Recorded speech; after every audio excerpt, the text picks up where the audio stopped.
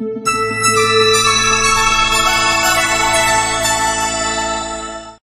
мили хора!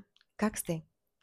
Добре дошли в едно пространство, създадено с мисия да ви помогне да изградите по-здраво тяло, по-спокойно ум и по-смислен живот. Свят пълен с информация, шум и хаос, често забравяме най-важното, нали така? Да чуем тялото си, да се грижим за себе си отвътре навън, да живеем в баланс, а не бързина.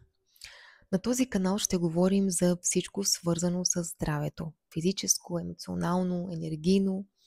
Ще споделям знания от моят духовен водач, научни подходи и практични съвети, които могат да променят ежедневието ви. И така, без крайности, без излишна драма, само истини, които работят, разбира се. И така, нека да се върнем към